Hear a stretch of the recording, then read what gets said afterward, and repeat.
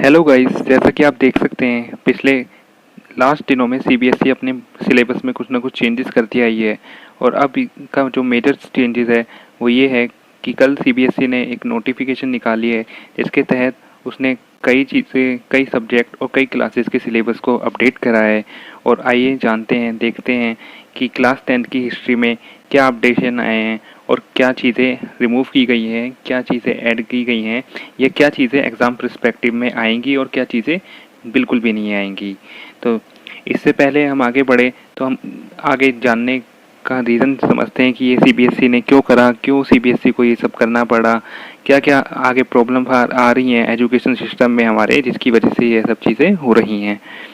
तो मेरा नाम है तनवीर, मैं हूँ UPSC aspirant academic foundation plus पे, और मैं आपको पढ़ाऊँगा हिस्ट्री विद कॉन्सेप्चुअल और फैक्चुअल क्लैरिटी। तो चलिए आगे शुरू करते हैं। तो जैसा कि आप देख सकते हैं कि सीबीएसई ने ये नोटिफिकेशन निकाली थी, पर सीबीएसई का कहना ये है कि लॉकडाउन में कोरोना वायरस के चलते जो बच्चों की स्टडीज़ पूरी नहीं हो पाई है और उन बच्चों को आगे एग्ज़ाम में बैठना पड़ रहा है, और वो बच्चे एग्ज़ाम में बैठ के आगे मतलब जिनकी स्टडीज़ ढंग से ही नहीं हो पाई है तो वो आगे एग्ज़ाम में बैठ के क्या करेंगे। तो इस चीज़ को देखते हुए, इस चीज़ को मद्देनज़र रखते हुए सीबीएसई ने एक नया वो निकाला है करिकुलम, और इसके तहत जो चीज़ें हैं वो अल्टर की गई हैं। तो आइए देखते हैं हम सीबीएसई के 10th के हिस्ट्री में क्या क्या अल्टर करा गया है।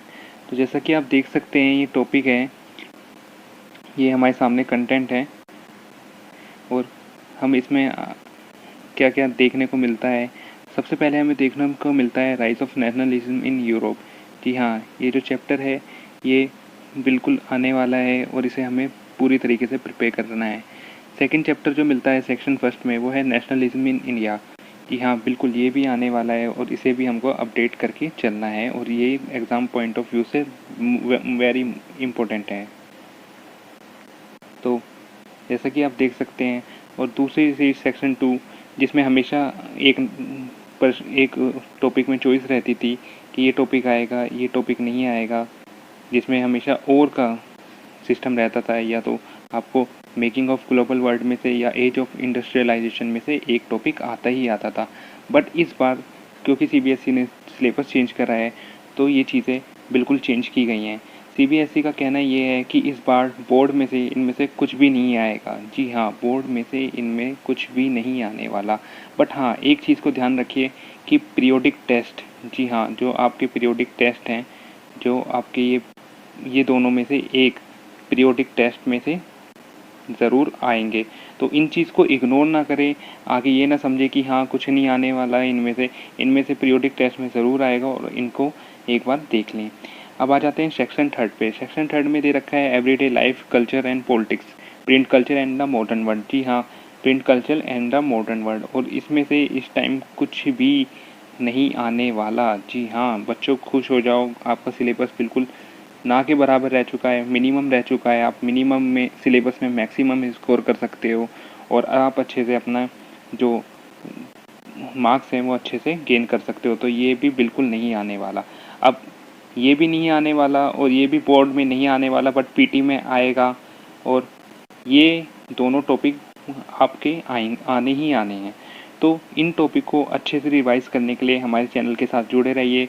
मैं तनवीर हुसैन आपको आगे इन सब चीज़ों के बारे में बताऊंगा, कौन सी चीज़ कैसे हुई, क्या हुआ, और इजीली वे में जो आपको चीज़ें याद रहें। तो अब हमारे पास सबसे अच्छी स्कोरिंग फैक्टर ये है कि बस हमें पढ़ने ये दो इम्पोर्टेंट चैप्टर हैं, और बाकी हाँ, पर मैं ये नहीं कहूँगा कि आप इन दोनों को ना पढ़ें। ये जो नंबर 3 है, नंबर 4 है, इनको भी ज़रूर पढ़ें, क्योंकि ये पीरियोडिक टेबल के पॉइंट ऑफ व्यू से बहुत ही ज़्यादा इम्पोर्टेंट है, क्योंकि पीटी के मार्क्स लेने हैं तो ये ज़रूर आएंगे, बट बोर्ड के लिए बिल्कुल भी नहीं। तो आशा करता हूँ मैं आपको मेरी बात समझ में आ गई होगी, और आगे के लिए मैं आपको राइज ऑफ नेशनलिज्म यूरोप और नेशनलिज्म इंडिया ये दोनों चैप्टर अच्छे से क्लियर करा दूंगा कॉन्सेप्चुअल क्लैरिटी के साथ। तो आप निश्चित रहिए और हमारे साथ बने रहिए। अगर आपने हमारे चैनल सब्सक्राइब नहीं करा है तो हमारे चैनल को सब्सक्राइब कीजिए, बेल आइकन को दबाइए और हमसे कनेक्ट रहिए।